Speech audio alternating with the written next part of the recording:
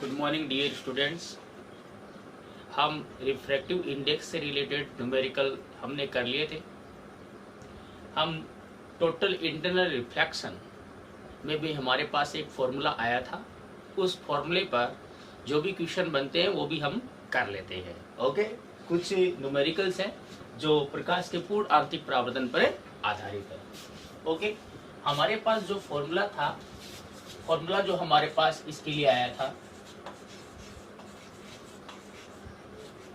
वो आया था n इज इक्वल टू या sine theta is equal to 1/n, और इसको हम ऐसे भी लिख सकते हैं n is equal to 1/sin theta. ये हमारे पास फॉर्मूला था जो हमने रिलेशन निकाला था critical angle and refractive index of denser medium. सघन माध्यम का ये अपवर्तनांक है और ये क्रांतिक कोण है। इन दोनों में हमने एक संबंध निकाला था। इस पर क्या क्वेश्चन आते हैं वो हम देख लेते हैं। ठीक है, अब देखिए हमारे पास दो एग्जाम्पल गिवन है, बुक में दो एग्जाम्पल गिवन है। Okay, example number 11.10 and 11.11। पहले ये दो एग्जाम्पल देख लेते हैं बुक की। जो मैं बोर्ड पर न्यूमेरिकल्स करवा रहा हूँ इनकी मैं पीडीएफ नहीं भेजूंगा, आपको वीडियो को देखकर ही होमवर्क की कॉपी में न्यूमेरिकल करने हैं। ठीक है ना। ओके, तो एग्जाम्पल नंबर 11 क्या है?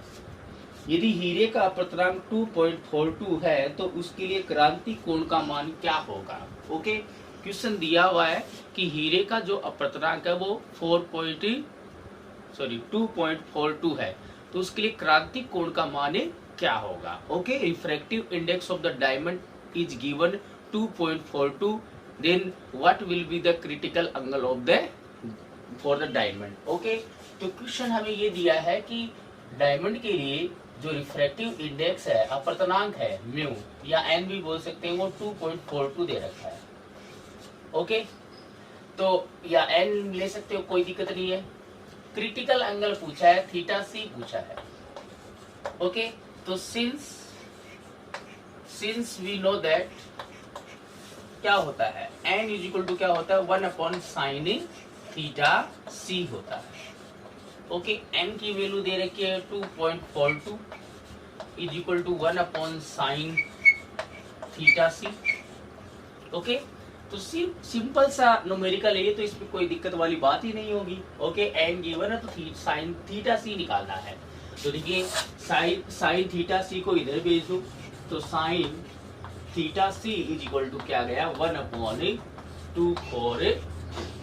ओके, तो हमारे पास आ गया sine theta C is equal to 1 में 2.42 को डिवाइड करते हैं तो क्या आता है, हमारे पास आ जाएगा क्या 0.4132।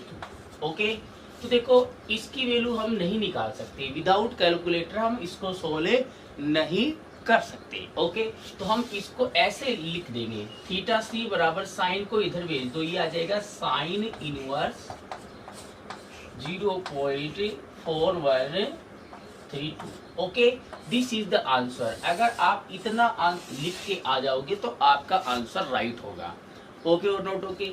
लेकिन अगर मान लो क्वेश्चन में आपको गिवन है कि साइन इनवर्स 0.4132, इसकी वैल्यू अगर आपको क्वेश्चन में गिवन हो, जो कि कितनी होती है वो हमें पता है कि डायमंड के लिए हमने देखा था क्रिटिकल एंगल कितना आया था 24.41 डिग्री। ओके, तो ये आती है इसकी वैल्यू। अगर आप इतना लिख के छोड़ोगे तो भी आपका सही होगा। ओके, क्वेश्चन ये समझ में आ गया, इसको नोट करना। क्वेश्चन आप एग्जाम्पल बुक से देखकर कर लोगे। मैंने आपको, अगर आपके पास बुक नहीं है तो मैंने आपको इस चैप्टर का जो बुक का जो अपने राजस्थान बोर्ड की जो बुक है उसकी मैंने आपको पीडीएफ भेज दी थी। ठीक है ना, मेरे पास पूरी बुक मैंने डाउनलोड कर रखी है, तो मैंने इस चैप्टर से रिलेटेड जो पीडीएफ है वो पूरी पीडीएफ आपको भेज दी है। तो उस पीडीएफ से आप ये दोनों एग्जाम्पल कर लोगे। एग्जाम्पल आप क्वेश्चन है वो बुक से नोट कर लोगे, आंसर ये आ गया। ओके, तो इसको नोट करना चाहते हो नोट कर सकते हो। ओके, नेक्स्ट जो क्वेश्चन है वो देखिए। नेक्स्ट एग्जाम्पल जो है वो है 11.11। ओके, 11.11 में क्या दे रखा है? 11.11 में दे रखा है एक प्रकाश तंतु रेखा के क्रोड का अपर्तनांक इतना है, परिधान का इतना है। ओके, आपतन कोण थीटा के लिए प्रकाश पूर्ण अतिपरावर्तन। तो ये ऑप्टिकल फाइबर है। ऑप्टिकल फाइबर में हमें पता है कि 2 लेयर होती है। एक होती है क्लेडिंग अधिपटन और एक होता है कोर, बोले तो क्रोड। दोनों का रिफ्रैक्टिव इंडेक्स हमें गिवन है। ओके, तो गिवन डेटा क्या है वो लिख लेते हैं। Given data, okay, refractive index of a क्रोड, हमें कोर का रिफ्रैक्टिव इंडेक्स गिवन है क्रोड का, या हम इसको NC बोल लेते हैं, ओनली NC बोल लो, ठीक है, NCR। क्रोड का जो आपको गिवन है या कोर का जो गिवन है वो 1.47 है। ओके, और जो क्लेडिंग का है जिसको हम CD बोल लेते हैं उसका दे रखा आपको 1.31 दे रखा है। तो हमने देखा था कि refractive index of the core is greater than the cladding, और यहाँ से भी क्वेश्चन में यही दिया हुआ है कि जो अधिपटन है, ओके, जो अधिपटन है, जो क्लेडिंग है उसको हम अधिपटन बोलते हैं, उसका अपवर्तनांक है वो क्रोड से ज्यादा होता है। ओके, सॉरी, कम होता है। ओके, क्रोड का ज्यादा होता है और अधिपटन का क्या होता है? कम होता है। तो हमें क्या निकालना है? हमें ये निकालना है कि पूर्ण आंतरिक परावर्तन के लिए कोण कितना होना चाहिए। ओके और नोट ओके। तो हमें यहाँ पर क्रिटिकल एंगल निकाल लेते हैं। हम यहाँ से क्या निकाल लेते हैं? क्रिटिकल एंगल निकाल लेते हैं। और हमें पता है कि पूर्ण आंतरिक परावर्तन के लिए आपतन कोण का मान है वो क्रांतिक कोण से क्या होना चाहिए? अधिक होना चाहिए। ओके, तो इसका मतलब ये है कि हमें क्रांतिक कोण निकाल लो। ओके, और क्रांतिक कोण आ गया तो for the total internal reflection क्या होना चाहिए कि angle of incidence greater than critical angle होना चाहिए। तो हमारे पास अगर क्रांतिक कोण आ जाएगा तो उससे ज्यादा कोण पर पूर्ण आंतरिक परावर्तन टोटल इंटरनल रिफ्लेक्शन हो जाएगा। ओके, तो हमारे पास देखो ये फॉर्मूला होता है फॉर क्रिटिकल एंगल के लिए। देखिए तो हम इसके लिए स्नेल्स लॉ लगा देते हैं, ठीक है ना। तो यहाँ पर देखो 2 मीडियम है, जो हमने ये फॉर्मूला निकाला है n = 1/sin θc। इस फॉर्मूले को ही अप्लाई करना है क्योंकि यही फॉर्मूला है वो क्रिटिकल एंगल और रिफ्रैक्टिव इंडेक्स में रिलेशन शो कर रहा है। बट यहाँ पर हमारे पास एक ही मीडियम का रिफ्रैक्टिव इंडेक्स था जो डेंसर मीडियम का था। यहाँ पर इन दोनों में से डेंसर मीडियम कौन सा होगा? जो क्रोड होगा, जो कोर होगा, वो क्या है? डेंसर मीडियम है। क्लेडिंग क्या है? रेरर मीडियम है। बट डेरिवेशन में हमने जो रेरर मीडियम लिया था वो क्या लिया था? एयर लिया था। क्या लिया था? एयर लिया था। ओके, तो हम इसको, इस n को, वहां पर n था वो ये लिख सकते थे हम the refractive index of a medium with respect to air, ऐसे भी लिख सकते थे। ओके, तो यहाँ पर हम ये refractive index of denser medium है, ठीक है ना। ये क्या है? Refractive index of denser medium है विद रिस्पेक्ट टू एयर था डेरिवेशन में। विद रिस्पेक्ट टू क्या था? एयर था। लेकिन यहाँ पर refractive index of denser medium बोले तो क्रोड का आ जाएगा विद रिस्पेक्ट टू, किसके रिस्पेक्ट में? रेरर मीडियम क्या है? क्लेडिंग है। विद रिस्पेक्ट टू क्या आ जाएगा? क्लेडिंग आ जाएगा। ओके और नोट ओके। तो इसको हम क्या लिख सकते हैं? NCR divided by NCD = 1/sin θc। बस इसमें यही समझने वाली बात है कि डेरिवेशन में हमारे पास जो डेंसर मीडियम का रिफ्रैक्टिव इंडेक्स था वो विद रिस्पेक्ट टू एयर था, इसलिए एयर का रिफ्रैक्टिव इंडेक्स 1 होता है तो केवल डेंसर मीडियम का रिफ्रैक्टिव इंडेक्स बचा था, हमने एयर का कंसीडर नहीं किया था। बट यहाँ पर जो रेरर मीडियम है वो एयर नहीं है, यहाँ पर रेरर मीडियम क्लेडिंग है जिसका रिफ्रैक्टिव इंडेक्स गिवन है। तो डेंसर का इसका निकालना है इसके रिस्पेक्ट में। तो हमें पता है कि जिसका निकालना है, ओके, N21 ऐसे लिखते हैं। तो ये 2 तो जो फर्स्ट डिजिट तो ये शो करता है कि जिस मीडियम का रिफ्रैक्टिव इंडेक्स है, और ये सेकंड डिजिट, ये जो डिजिट है वो ये शो करता है किसके रिस्पेक्ट में निकालना। तो यहाँ किसका हो जाएगा? डेंसर मीडियम का, क्रोड का, with respect to cladding. Okay, refractive index of a core with respect to cladding. Okay, क्रोड के सापेक्ष अधिपतन का अपवर्तनांक। तो इसको हमने ऐसे ही दिया, पहले CR है तो NCR बटे, अब इन सब की वैल्यू हम पुट कर देते हैं। NCR कितना है 1.47 divided by 1.31 is equal to 1 upon sine theta C। Okay, इसको इधर ले आओ तो sine theta C is equal to क्या आ गया, इसको इधर ले आते, इन दोनों को इधर भेज दो तो 1.31 ऊपर आ गया डिवाइडेड बाय 1.47 नीचे आ गया। ओके, इसको हम 1.31 में 1.47 को अगर डिवाइड करते हैं तो हमारे पास कितना आता है, हमारे पास आ गया sine theta C is equal to आ गया 0.88 आ गया। ओके, तो यहाँ से थीटा C जो आएगा वो आ जाएगा हमारे पास साइन इनवर्स 0.88। अब देखो इसकी वैल्यू भी हम डायरेक्ट फाइंड आउट नहीं कर सकते विदाउट कैलकुलेटर, साइंटिफिक कैलकुलेटर से ही हम इसकी वैल्यू फाइंड आउट कर सकते हैं, सीधे वैल्यू इसको फाइंड आउट नहीं कर सकते। अगर मान लो क्वेश्चन बोर्ड एग्जाम में आ गया तो आप इतना लिख दोगे। ओके, उसके बाद में देखो ये तो एंगल ऑफ क्या आ गया, ये क्रिटिकल एंगल आ गया। तो क्रिटिकल एंगल पर अगर लाइट रे इंसिडेंट होती है तो क्या टोटली रिफ्लेक्ट होती है, नहीं होती है। क्रिटिकल एंगल पर जब लाइट रे इंसिडेंट होती है, जब क्रांतिक कोण पर प्रकाश किरण आपतित होती है, तो हमें पता है कि अपवर्तित प्रकाश किरण है वो क्या हो जाती है, जो पृथक्कारी पृष्ठ के अनुदिश हो जाती है, न कि डेंसर मीडियम में या पुनः उसी माध्यम में लौट आती है। तो पूर्ण आंतरिक परावर्तन के लिए आपतन कोण का मान है वो क्रांतिक कोण से अधिक होना चाहिए। तो यहाँ पर यही पूछा गया है कि पूर्ण आंतरिक परावर्तन के लिए कोण कितना होना चाहिए। तो हमें पता है कि for total internal reflection, for TIR total internal reflection, angle of incidence greater than क्या होना चाहिए, थीटा C होना चाहिए। ओके और नोट ओके, तो I is equal to theta C की वैल्यू क्या है, साइन इनवर्स 0.88 ये होना चाहिए। This is the answer. Okay, अगर मान लो आपको क्वेश्चन में गिवन हो कि साइन इनवर्स 0.88 की वैल्यू कितनी होती है, तो आप इसको कर सकते हो। अगर इसकी वैल्यू आपको गिवन होगी 63 डिग्री, कितनी गिवन होगी 63 डिग्री, तो आप यहाँ से इसकी वैल्यू क्या होगी 63 डिग्री, इसका मतलब I की वैल्यू क्या होनी चाहिए 63 डिग्री।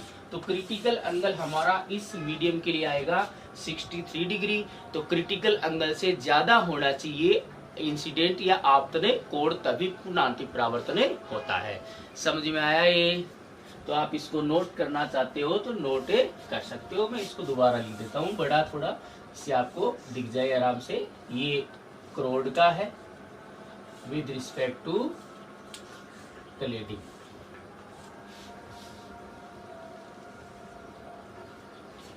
इसको आप नोट करना चाहते हो तो नोट कर सकते हो। तो ये दो एग्जाम्पल है बुक के। ओके,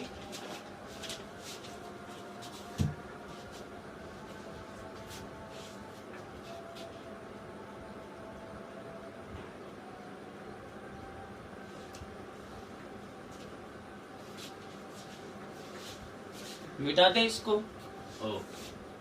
अब मैं कुछ और क्वेश्चन करवाता हूं आपको।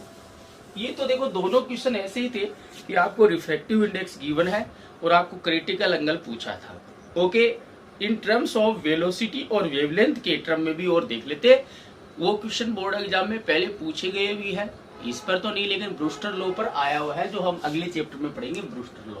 ओके, क्वेश्चन देखते हैं हम। If critical angle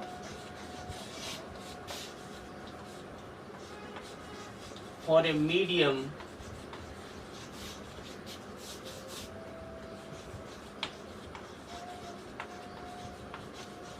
is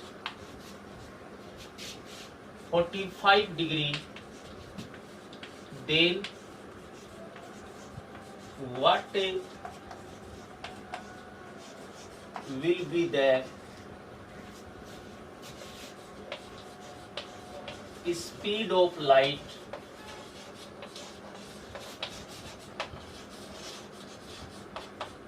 in that medium.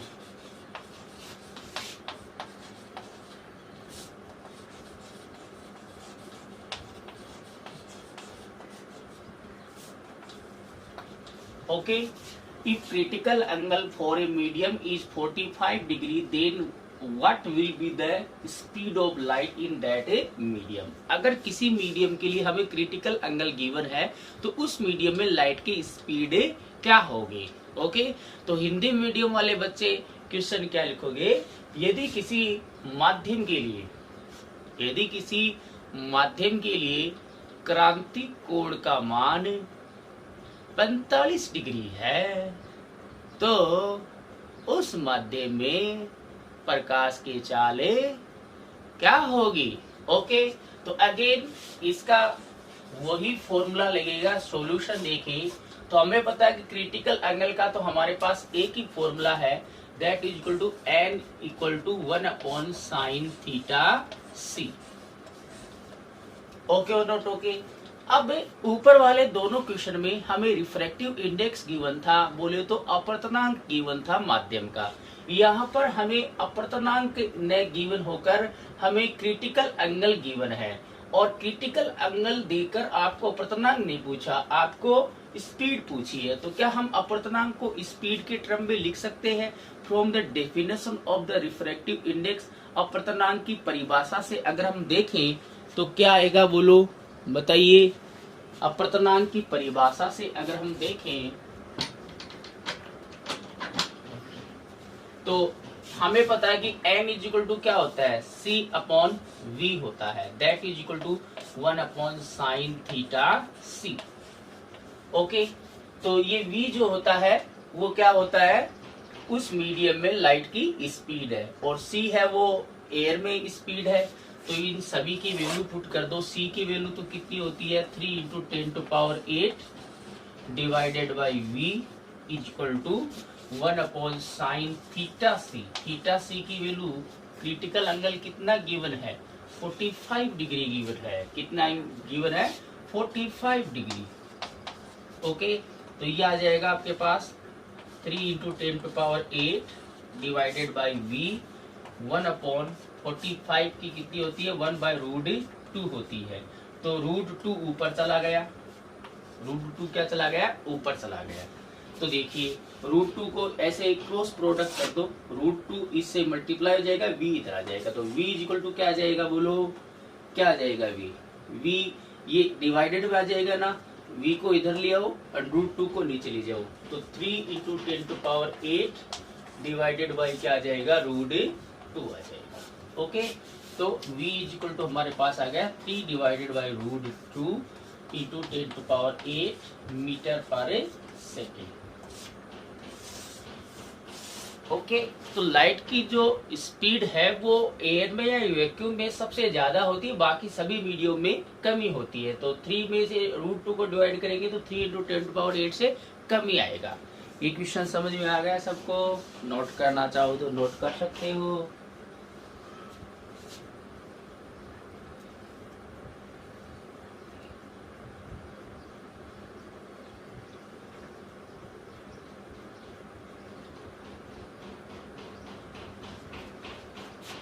समझ में आ गया ना? ओके, हटा देते हैं इसको।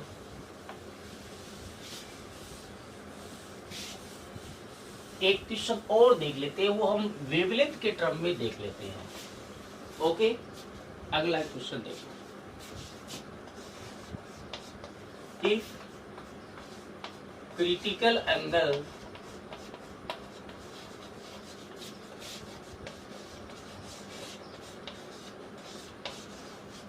for a medium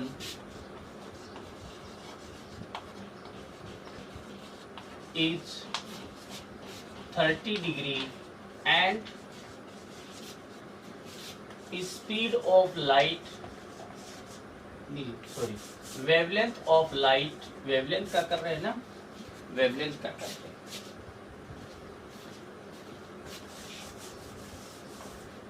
wavelength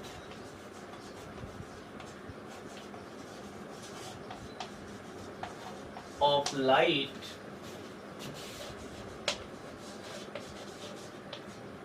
in air is 6,000 angstrom, then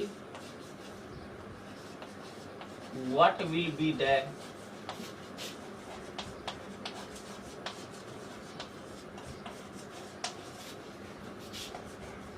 wavelength of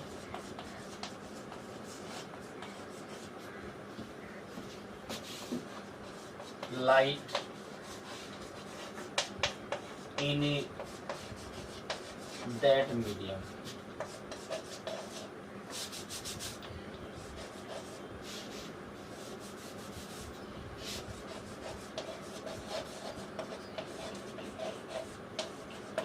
Okay.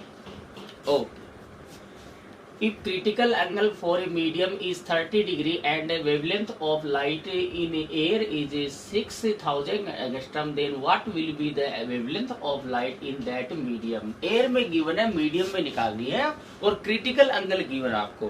तो ये क्वेश्चन क्रिटिकल एंगल से रिलेटेड है, तो हमें क्रिटिकल एंगल गिवन है। ओके, तो क्या आएगा देखते हैं हम।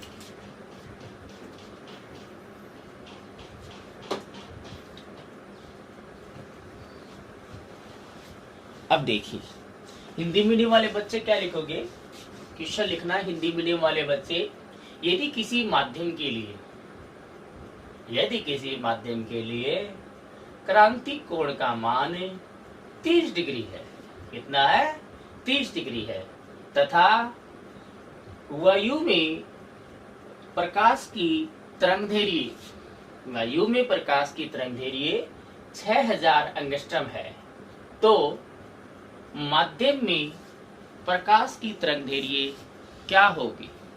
तो माध्यम में प्रकाश की तरंगदैर्घ्य क्या होगी? इसका सॉल्यूशन देखिए, आपको क्या गिवन है? गिवन डेटा देखिए, गिवन डेटा हियर क्या आपको गिवन है? एक तो आपको क्रिटिकल एंगल गिवन है, थीटा सी गिवन है जो 30 डिग्री दिया हुआ है। एक आपको एयर में वेवलेंथ दे रखी है लाइट की, जो कितनी दे रखी है? 6000 एंगस्ट्रम गिवन है।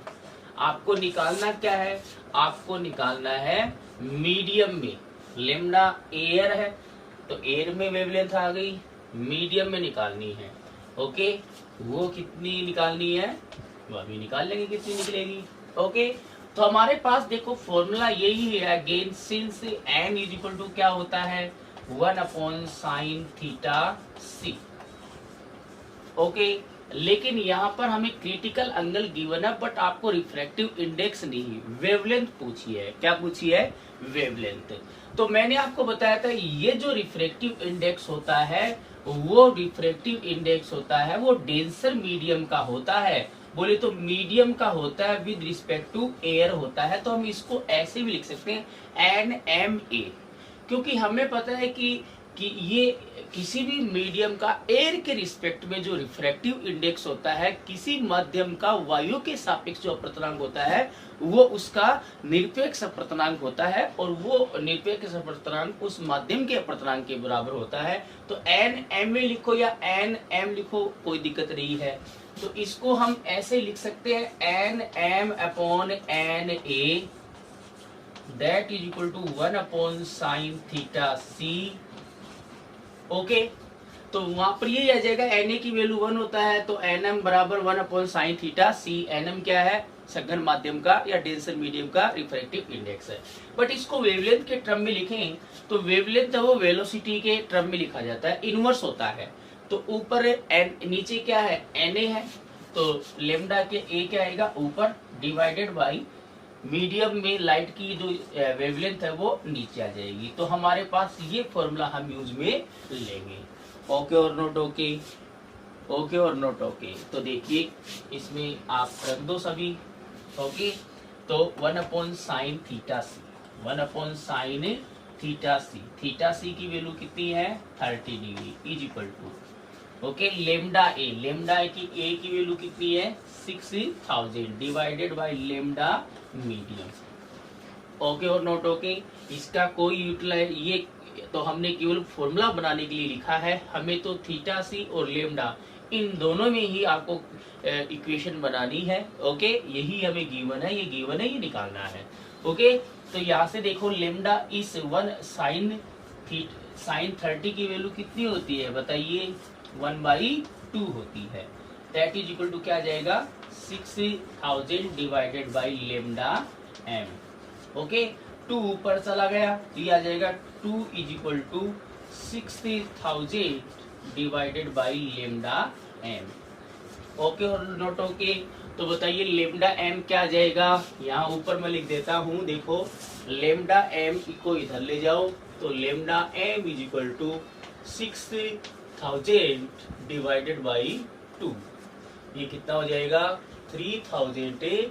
किस में आ जाएगा, अपना वो लेमडा ए अंगस्ट्रम में था तो ये भी अंगस्ट्रम में आ जाएगा। समझ में आया कि नहीं आया, ये वेरी आसान की बहुत सोरा, वेरी आसान।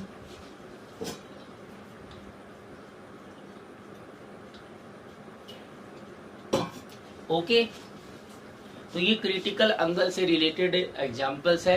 ठीक है, ये क्वेश्चन मैंने आपको करवा दिया है, और भी आगे लास्ट में पीछे एक्सरसाइज के गिवन है तो हम वो लास्ट में सोल्व कर लेंगे एक साथ ही। Okay okay, thank you. अब हम अगले वीडियो में लेंस पढ़ेंगे। ठीक है, धन्यवाद।